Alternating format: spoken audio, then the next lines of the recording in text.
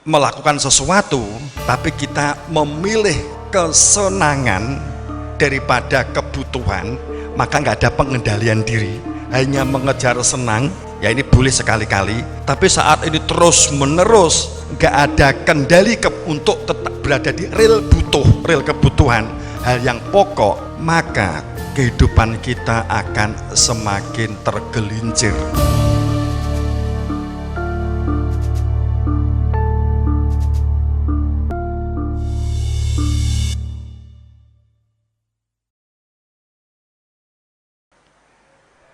Kalimat kala lama yakdi ma'amaroh, kalau di dalam kalimat sholat itu adalah akimi sholah, kutiba alaikumusiyam, dan atu uzakah. Bapak Ibu, atu uzakah itu sebenarnya pangapunten itu bukan sekedar 2,5 kilonya, tapi kamu menjalankan tazkiyah, membersihkan diri dari kumantilnya terhadap harta benda kamu. Jika mengkhawatirkan harta benda yang kamu miliki itu akan mengikat kamu atau zakah, maka memiliki peduli untuk memperhatikan lingkungan.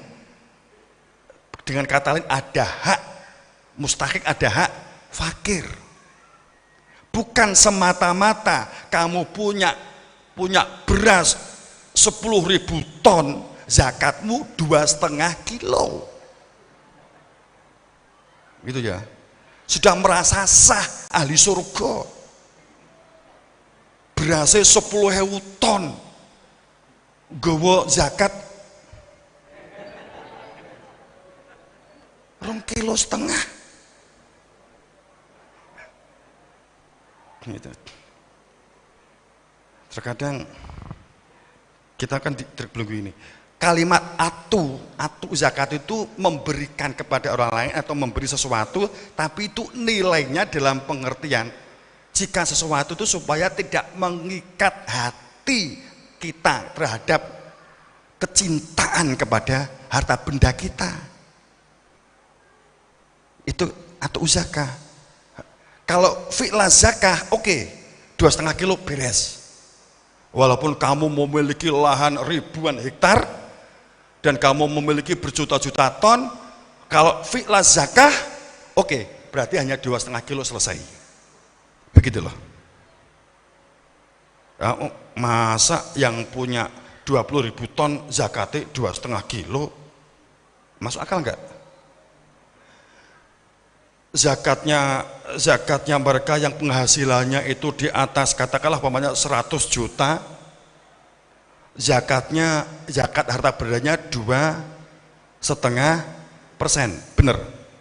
Petani hanya punya lahan sebau, hanya punya lahan 1.500 meter persegi, zakatnya 20%, masuk akal enggak?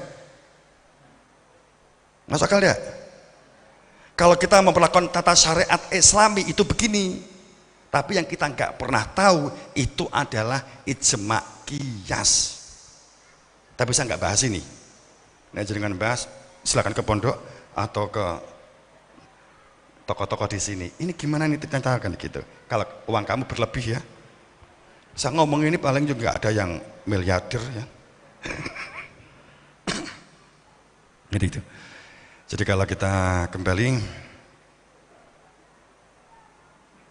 kalau kita berbicara, karena semua aktivitas kehidupan ubudiyah yang ibadah meluncurnya itu pada satu arus tatanan syariat, semua wasiat oleh Nabi kepada umatnya di setiap zamannya masing-masing. Satu kuncinya, bahwa semua syara'alakum minadin mawasobih, syariat semua Nabi Rasul di masing-masing zaman, inti dari pelaku syariat tatanan dunia itu adalah satu, an akimudin, untuk menjadi pelaku penegak kehidupan. Akim itu harmonis, serasi, selaras, seimbang, komunikatif, peduli di balik kalimat pada saat kita berbicara tentang inti sebuah perilaku syariat berdunia ditegakkan wala tatafarroku, tidak berpecah belah Bapak Ibu, tidak sekedar wala faroku, tapi bukan sekedar wala tafarroku, tapi wala tatafarroku. Ada tak sisipan yang disebut sebagai tak majhul mabni. Artinya apa? Bahwa pada saat kita itu diperintahkan wasiat semua nabi rasul kepada umatnya di setiap zamannya, intinya bersyariat dalam jalan kehidupan dunia, tidak berpecah belah, tidak sekedar yuk rokokan, yuk meraktek kita wala tatafaroku, ngopi marung, tapi yang habis uangnya koncomu mbok bogoki terus begitu. Bogoki bahasa Indonesia apa? Memperalat temen begitu kan, tidak begitu. Wala tatafaroku maknanya sesuatu itu berat dilakukan, taknya ada sisipan. Kemudian di sini ada makna majhul, artinya bahwa ada aktif, ada makna fa'il, mohon maaf, ada makna fa'il. Itu artinya bahwa ada perilaku yang dijadikan alat untuk mempererat. Umpama begini, RT sini, kita akan melakukan perintah Allah itu untuk tidak berpecah belah. Wala tatafarraqu, apa nih? Ada arisan, menanam biji bareng, membersihkan selokan bareng. Itulah wala tatafarraqu, di balik kalimat wala tatafarraqu itu ada sesuatu yang dilakukan untuk mempererat. Dan di sini tidak membedakan, kalimatnya nas, tidak membedakan pada seseorang itu agama apa, keyakinan apa, suku bangsa apa, bahasanya apa. Ini sebenarnya di dalam Quran. Mengenai hal batin, iman itu hal yang berbeda. Walaupun ayat lanjutannya kaitannya dengan iman. Kaburon, tapi itu berat bagi mereka yang musyrik, bagi mereka yang salah orientasi, bagi mereka yang tidak memiliki tujuan, tidak mengerti tujuan, tidak tahu tujuan hidup untuk apa, di dunia ini ngapain, bagaimana di dunia ini kita jalani, dan tidak mengetahui kepastian saat meninggal dunia, mana yang disebut akhirat, mana yang disebut bidadari, mana yang disebut jannah, mana yang dikatakan kembali ke Tuhan, yang mana saat kita tidak mengetahui persis kaburon, maka berat. Tapi walaupun begitu kan bisa dilakukan gitulah. Di dalam ayat kan begitu. Maka kalimat kalalama yakdi ma'amaroh, percaya bahwa ini secara kualitas pahala ini kualitasnya lebih besar daripada kalimat maaf. Akimisolah, akim. Ini orang yang salah prediksi, pangapunten.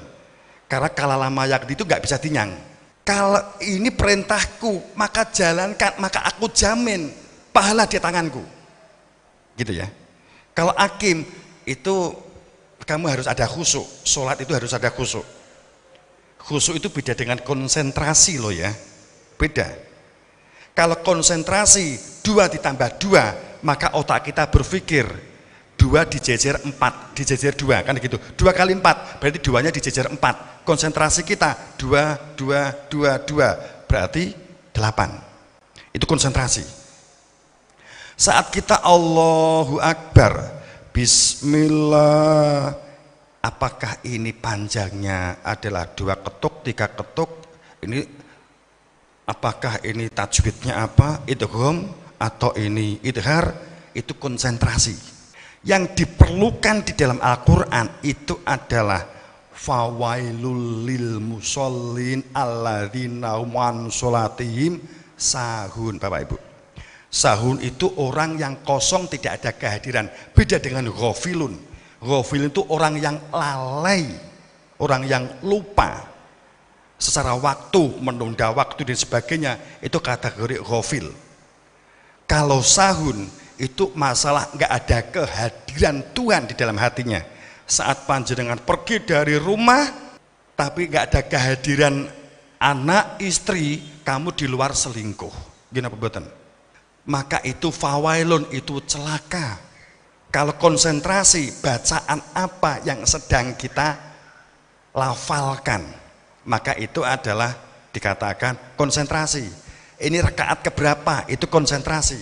Kalau ini ada maklum, nggak bisa berdiri silakan duduk, nggak bisa duduk berbaring, nggak bisa berbaring kedip-kedip, kan begitu. Itu syariat. Tapi pada saat kalimat sahun nggak ada maklum. Celaka orang yang sholat di dalam sholatnya sahun, tidak ada kehadiran keberadaan Tuhan di dalam hatinya. Celaka saat orang pulang tidak ingat rumah, tidak ingat anak istri. Kalau istri tidak ingat suami, maka celaka, dia nggak bisa kembali. Gini pembuatan. Kan ini permisalannya. Terkait dengan ayat yang kalimat bahwa kita melupakan kalimat, terkadang ya kita melupakan kalimat wastakmarakum fiha, memakmurkan bumi Allah, menakun tata kelola. Biarlah orang berbuat apapun seperti apa, yang penting kita berbuat maslahah soleh dan solehah untuk berbuat maslahah. Soleh itu adalah keberadaan diri kita, maslahah kehidupan sosial yang dapat kita lakukan. Kalau panjenengan upama berjalan pada saat habis hujan, kemudian saat enak-enak jalan di sebelah jenengan ada lubang yang berisi air, ada mobil lewat jebong jenengan atau muncrat jenengan, ya, apa yang keluar dari mulut panjenengan kira-kira? Apa kira-kira? Bajingan, cok, jangkrik, apa kira-kira? Apa Mas Siman? Jadi pada saat kita lewat ternyata ada mobil bejong jrot yang keluar dari kita, apalagi saat kita sedang berangkat menuju apa? Kita baru sedang datangi undangan. Ya, bermain rapi, sudah kita rapiin bajunya, celananya, ada mobil lewat, kita kebejong, kita kecerotan, jerat, langsung apa? Mata nih, kan gitu kan? Iya kan? Apa kira-kira nek kene kira-kira kalau di sini jerat, alhamdulillah wa syukurillah subhanallah Allahu akbar Allah maha besar. Enek sing kira-kira ngono? Ada?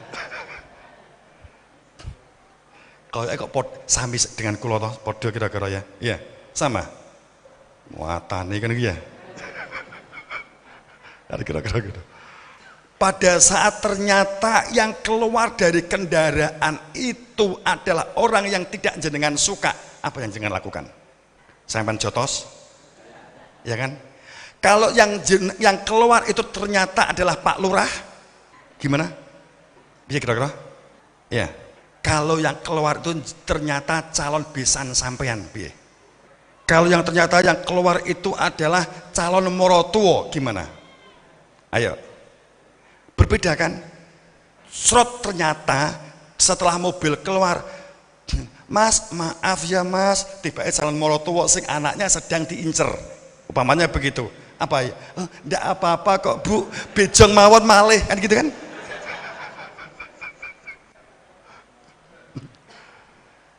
Itulah kenapa di dalam semua agama al-awaluddin ma'rifat, di dalam Al-Quran, di dalam hadis, di dalam Injil terungkap awal hidup adalah kata-kata itu yang menunjukkan Allah.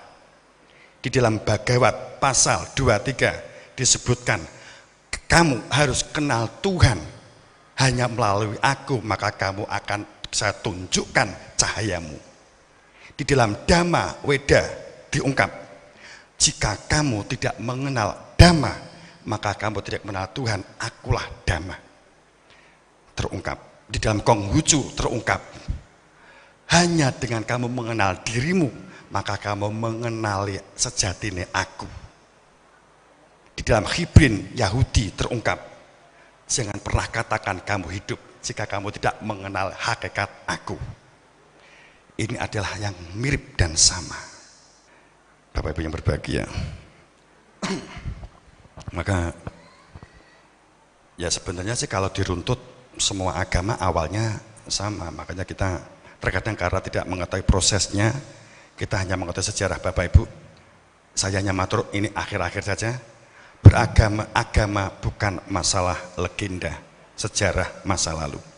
Agama bukan masalah angan-angan, ciptaan, angan-angan hasil rekayasa kesepakatan. Bukan. Agama adalah realitas kehidupan. Kalau seandainya agama ditunjukkan dengan kopiah berarti sudah Islam, bersarung berarti sudah iman, tidak lagi diperlukan modin yang bertanya saat kamu meninggal, modin ngasih bocoran kepada jenengan si mayit. Ya mayit, nanti ada dua makhluk Allah yang datang, itu adalah mungkar nangkir, akan bertanya kepada kamu, man ismuka, siapa nama kamu. Begitu Bapak Ibu yang berbahagia. Jika bahwa beragama hanya ditunjukkan dengan retorika, nggak diperlukan modin, seharusnya cukup jenengan nanti kalau meninggal dunia cukup berwasiat, tolong nanti saya kalau meninggal dunia, kopiah saya, sarung saya, baju saya yang sering saya gunakan untuk sholat, letakkan di sebelah kepala saya, sehingga nanti, dan kalau perlu sajadah, dan letakkan Quran di sebelahnya. Saat mungkar nangkir datang, assalamualaikum ya al-kubur, assalamualaikum ya umpamanya saya, assalamualaikum ya Tanjung umpama begitu, dia langsung berbalik. Oh, dia ternyata iman, dia ternyata Islam. Nangkir tanya, lu kok langsung balik? Sudah, itu bantalnya saja sajadah kok. Ah pasti Islam lah, bantal aja sajadah. Apalagi di depannya itu Quran, itu menghadap ke barat, ngarepe Quran, itu pasti nanti kita datang dia langsung mau Quran itu. Sudah, kita pergi aja. Bapak Ibu yang berbahagia. Mohon maaf, bukan berarti saya mengatakan bahwa talqin itu bid'ah, enggak. Saya enggak mengatakan demikian, karena bid'ah sebenarnya posisinya bukan seperti ini. Badaun bid'ah itu tambahan, sebenarnya tepatnya menjalankan sesuatu tidak di dalam perintah itu disebut bid'ah. Kalau kita memahami bid'ah seperti itu, perdebatan enggak akan ada selesainya, karena faktanya kita tidak pernah bertemu dengan bertatap muka dengan Kanjeng Nabi. Karena yang dikatakan tidak bid'ah hanya jika kita bertemu Nabi, atau seperti teman-teman dari katakanlah dari pertanian, katakanlah dari Kementerian Pertanian, dia punya SK staf pertanian, maka dia tidak bid'ah melakukan aktivitas bertani sesuai dengan fungsi dari staf pertanian. Tapi jika kamu pura-pura ikut, maka kamu bid'ah, maka kamu menyesatkan, begitu loh. Bid'ah itu sebenarnya contohnya seperti itu, gitu ya. Apa man ismuka? Awalam yattafakaru fi anfusihim. Kenali, tafakuri keberadaan kamu, diri kamu yang berada di dalam jiwamu. Kamu itu bukan yang fisik, tapi kamu itulah diri yang berada dalam jiwa kamu.